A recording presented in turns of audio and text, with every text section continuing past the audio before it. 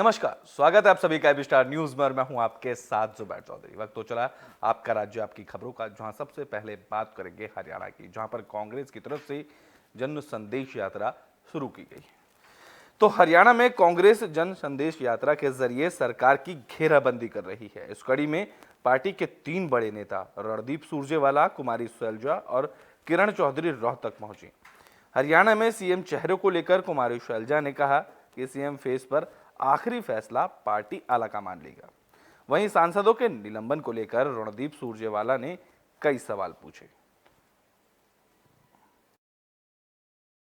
कहा कि मैंने अब तक लोकसभा के चुनाव लड़े हैं, राज्यसभा में भी रही हूँ।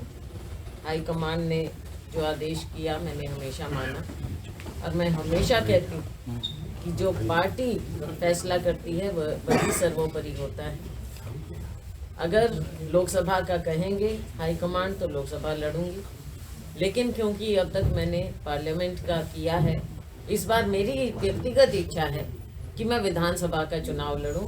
लेकिन उसके उपरांत मैं ये भी कहा है और मैं हमेशा कहती हूँ कांग्रेस की सच्ची सिपाही होने के नाते कि आखिरी फैसला हमारी हाईकमान का होता है। सीट कौन सी तैयारी उस समय देखेंगे। वो हमेशा मुद्दों से ध्यान भटकाएंगे। इसीलिए कांग्रेस संदेश यात्रा का लक्ष्य भी जनता के मुद्दों को, हरियाणा के मुद्दों को, देश के मुद्दों को जनता की ड्योढ़ी तक लाकर खड़ा करना है। आप याद करिए, देश के प्रधानमंत्री एक हमारे वरिष्ठ सांसद जो हैं शशि थरूर जी, उनकी धर्म पत्नी के बारे में बोलते हैं 50 करोड़ की गर्लफ्रेंड। दुर्भाग्य से मीडिया के मित्र सवाल नहीं पूछते।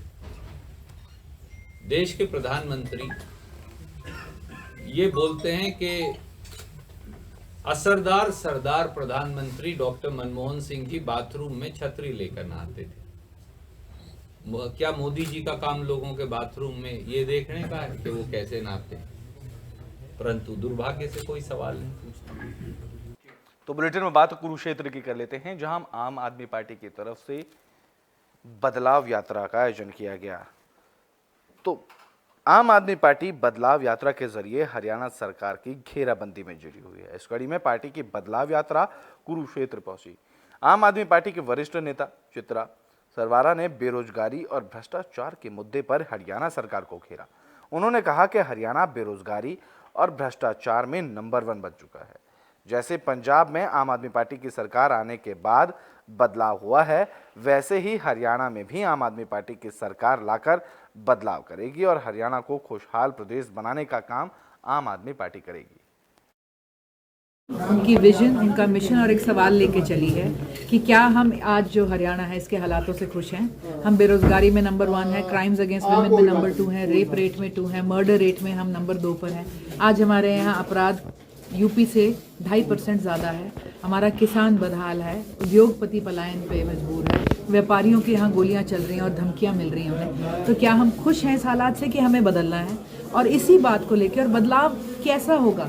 अरविंद केजरीवाल जी ने जैसा बदलाव दिल्ली में दिखाया है, जैसा एक समय का उड़ता पंजाब आज रंगला पंजाब बन गया है, उसी बदलाव को हम हरियाणा में भी लेके आए इकट्ठे। ये वो बात नहीं है जिन चुनाव की आप बात कर रहे हैं, इनके अंदर अगर आप देखें तो मेजॉरिटी वोट भाजपा के खिलाफ पड़ा, पर वो खंडित था। इसीलिए ये बात आज चुनाव दर चुनाव, राज्य दर राज्य जनता को भी समझ आ रही है। अगर आप स्टेट्स देखें, मध्य प्रदेश तो कोई अदर आया ही नहीं था। अगर आप स्टेट्स देखें छत्तीसगढ़ जैसे, तो कोई अदर ही नहीं था। एक पोलराइजेशन देखने को मिल रहा है और लोगों को हमें एक हौसला दिलाना है कि आप मायूस मत हो। आज लोगों को इलेक्टोरल प्रोसेस में भरोसा नहीं रहा है। आज गांव में जाओ या शहर में लोग ईवीएम पे सवाल उठाने लगे हैं। आज लोगों को डेमोक्रेसी पे भरोसा नहीं रहा है। आज जो अपने वो सांसद चुन के भेजते हैं, 78 को उठा के सरकार बाहर भेज देती है मुख्य बिल पारित प्रस्तुत होने से पहले। तो लोग जो एक हम कहेंगे होपलेस होते चले जा रहे हैं, उनमें एक उम्मीद जगानी है। उनकी विजन, उनका मिशन और एक सवाल। तो बुलेटिन में बात तो फरीदाबाद की कर लेते हैं, जहां विकसित भारत संकल्प यात्रा का आयोजन किया गया। तो देश भर में विकसित भारत यात्रा का आयोजन किया जा रहा है, जिसके तहत लाखों लोग सरकारी योजनाओं का फायदा उठा रहे हैं। लोगों की समस्याओं का ऑन द स्पॉट समाधान किया जा रहा है। फरीदाबाद की बड़खल विधानसभा के सेक्टर 21 में विकसित भारत संकल्प यात्रा के तहत कार्यक्रम का आयोजन किया गया, जहां सामुदायिक भवन में मोदी की गारंटी के नाम से कैंप लगाया गया, जिसमें पहुंचकर लोगों ने सरकारी योजनाओं का लाभ उठाया। बीजेपी विधायक सीमा त्रिखा ने मौके पर मौजूद रहीं। उन्होंने लोगों को सरकार की योजनाओं के बारे में जानकारी दी। बहुत अच्छा लग रहा है और ये तो एक बहुत अच्छी पहल है कि सब लोगों को जो सरकारी सुविधाएं हैं वो सब पता चले और लोग आके यहाँ पर ऐसे कैंप में तो और भी बेनिफिट है। एमएलए भी बैठी हुई है, सब ऑफिसर्स बैठे हैं, तो हाथ के हाथ काम हो रहा है।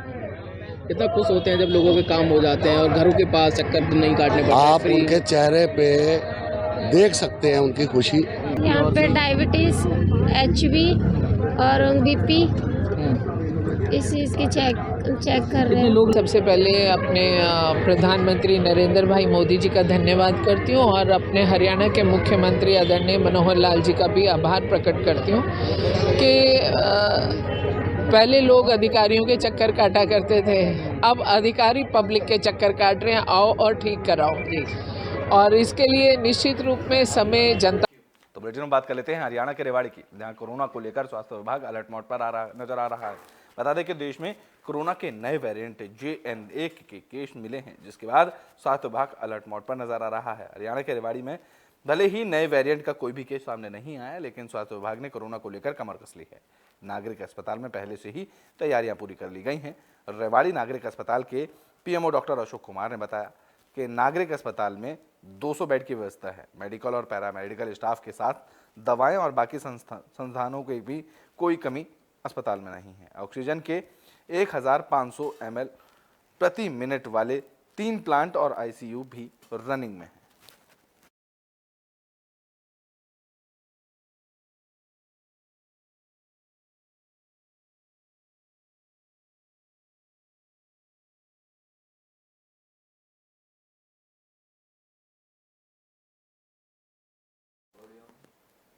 तो बुलेटिन में बात कर लेते हैं छत्तीसगढ़ के जांजगीर चांपा की, जहां उत्कर्ष मेडिकल कॉलेज की कार्यशैली पर कई सवाल खड़े हो रहे हैं। तो जांजगीर चांपा में उत्कर्ष कॉलेज प्रबंधन की कार्यशैली पर सवाल खड़े हो रहे हैं। आरोप है कि बीएड और डीएड एडमिशन में कॉलेज प्रबंधन मनमानी कर रहा है। आरोप ये भी है कि पैसे लेकर निचली रैंक वालों का एडमिशन कॉलेज में किया जा रहा है। जानकारी के मुताबिक 12 बजे काउंसलिंग का समय रखा गया था, लेकिन समय से पहले मेन गेट में ताला लगा हुआ था। इस दौरान सैकड़ों अभ्यर्थी लाइन में खड़े नजर आए। वहीं कॉलेज संचालक का फोन भी स्विच ऑफ था, जिसकी वजह से अभ्यर्थियों को परेशानियों का सामना करना पड़ा।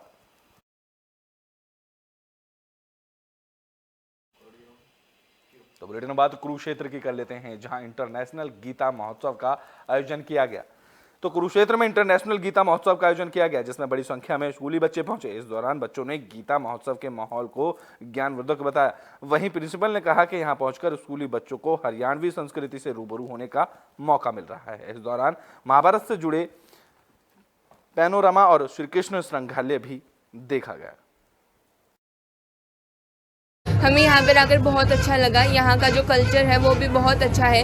यहाँ पे सभी चीज़ें बहुत ही नॉलेजफुल हैं और यहाँ पे हमने बहुत सारा एंजॉय भी किया और हमें यहाँ पे बहुत कुछ नया सीखने को भी मिला।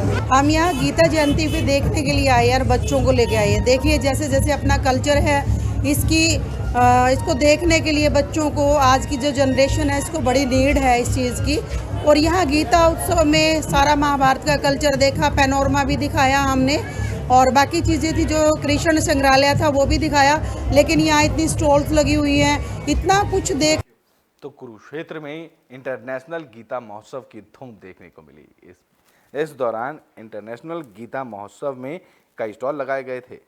तो कुरुक्षेत्र में आयोजित इंटरनेशनल गीता महोत्सव में कई स्टॉल लगाए गए थे। श्री विश्वकर्मा कौशल यूनिवर्सिटी ने भी इस कार्यक्रम में स्टॉल लगाया था, जिसमें युवाओं के बनाए प्रोडक्ट्स आकर्षण का केंद्र बने रहे। युवाओं में भी प्रोडक्ट्स को लेकर उत्साह इस दौरान देखने को मिला। श्री विश्वकर्मा कौशल विश्वविद्यालय देश का पहला राजकीय कौशल विश्वविद्यालय है। जैसा कि प्रधानमंत्री नरेंद्र मोदी जी ने नारा दिया कौशल भारत कुशल भारत, भारत के युवाओं को कुशल बनाने की दिशा में एक बड़ा प्रयास है और देश की पहले कौशल विश्वविद्यालय की स्थापना हुई थी।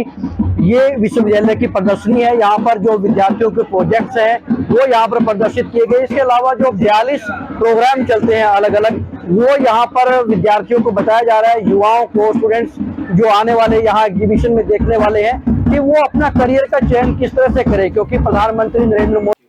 तो बुलेटिन में बात कर लेते हैं रोहतक की, जहां फौजी ढाबे पर एक बार फिर से गोलीबारी का मामला सामने आया। तो रोहतक में गोलीबारी की खबर सामने आई।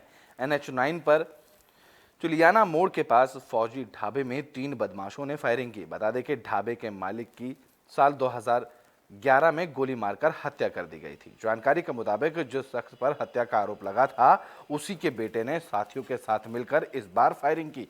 गनीमत यह रही कि फायरिंग में कोई हताहत नहीं हुआ। पुलिस इसे काकोर गांव के छिपी और छाजू गैंग की गैंगवॉर का नतीजा मान रही है। गोलाबारी की जानकारी मिलने पर पुलिस और FSL की टीम मौके पर पहुंची और जांच पड़ताल शुरू की गई। ढाबा मालिक की शिकायत पर 3 नामजद आरोपियों के खिलाफ FIR दर्ज की गई, जिसके बाद पुलिस आगे की कार्रवाई में जुट गई। करीब 6 बजे के आसपास से शाम को कंट्रोल रूम से हमारे को सूचना मिली थी कि मेन हाईवे पे गांधरा मोड़ के पास फौजी ढाबा पर फायरिंग हो गई है। जिस सूचना पर पुलिस मौका पे पहुंची तो आने पर पता चला कि 3 नौजवान लड़के थे जो फौजी ढाबा के काउंटर पे एक लड़का बैठा था नरसिंह नाम का, उस पर अंधाधुंध फायरिंग की तो दहशत फैलाने के लिए, और वो घटना को अंजाम देकर भाग गए। इसके बाद जो बैकग्राउंड पता चला है जी, ये जो कारोबार। तो बुलेटिन में बात कर लेते हैं बिहार के बेतिया की, जहां दबंगों पर जमीन कब्जाने का आरोप लगा है। तो बेतिया के रामनगर में एक गरीब परिवार इंसाफ की गुहार लगा रहा है। यह मामला नारायणपुर के वार्ड नंबर 9 का है। आरोप है कि जमीनी विवाद के चलते एक गरीब की दीवार को तोड़कर जमीन पर कब्जा करने की कोशिश की गई। पीड़ित मुर्तजा शाह ने मामले की शिकायत पुलिस से की। पीड़ित परिवार का कहना है कि ये जमीन उनके पूर्वजों की है और इस जमीन पर उनका पुश्तैनी घर भी बना हुआ है, लेकिन पड़ोसी उनकी जमीन पर कब्जा करने की कोशिश कर रहे हैं। पीड़ित परिवार ने आरोपियों के खिलाफ कोई कार्रवाई ना होने पर नाराजगी भी जाहिर की। जमीन के बाद हमारा बाप दादा के समय की जमीन चाहता कि मैंने हम जबरदस्ती कब्जा करी है न तूरी है न फोरी करके हम चाहता कि हम फौजदारी कॉली जाली के खातिर थाना में सूचना दिले बने। हाँ दिले बने। थाना आई रहे जांच करे। हाँ आई रहे थाना जांच करे। तो का करे के चाहता नहीं, का करे के चाहता नहीं, हमारे इंसाफ मिले चाहिए, हम ये चाहता नहीं। तो बुलेटिन के आखिरी में बात कर लेते हैं बिहार के बाघा की, जहां सेंट्रल बैंक ऑफ इंडिया के स्थापना दिवस पर कार्यक्रम का आयोजन किया गया। तो बाघा में सेंट्रल बैंक ऑफ इंडिया के 113वें स्थापना दिवस पर कार्यक्रम का आयोजन किया गया, जहां बैंक मैनेजर ने बैंक के 5 बेस्ट ट्रांजैक्शन करने वाले ग्राहकों को सम्मानित किया। बैंक मैनेजर ने इस दौरान कहा कि सेंट्रल बैंक अपने ग्राहकों को हर सुविधा देने की कोशिश करता है। आजादी के पूर्व इसकी स्थापना हुई और एक व्यक्ति देश को प्रभावित कर सकता है, राष्ट्र को प्रभावित कर सकता है। अगर एक व्यक्ति के महत्ता के बारे में सोचा जाए और समझा जाए तो कदाचित सोराब जी का नाम इस देश में अग्रणी भूमिका में इनका नाम लिया जा रहा है। और ऐसे ही लोग कालातीत होते हैं। काल इनके ऊपर समय का कोई अंतराल नहीं होता और ये समय के साथ समय को इन्होंने अपने अधीन कर लिया। एक व्यक्ति में यह गुण और यह क्षमता हो सकती है, यह चीज हम लोगों को इनसे सीखनी चाहिए। 13वां स्थापना दिवस है और इस स्थापना दिवस में हम लोग 1911 से ही अपने ग्राहक के प्रति केंद्रित हैं और जो भी सुविधाएं ग्राहक को देना होता है हम लोग तत्पर होकर ग्राहकों तक पहुंचाते हैं। उन्हीं में से कुछ सम्मानित ग्राहक हमारी सेंट्रल बैंक बगहा ब्रांच के हैं। तो आपका राज्य आपकी खबरों में भी के लिए बस इतना ही। देश और दुनिया की तमाम खबरों के लिए देखते रहें AB स्टार न्यूज।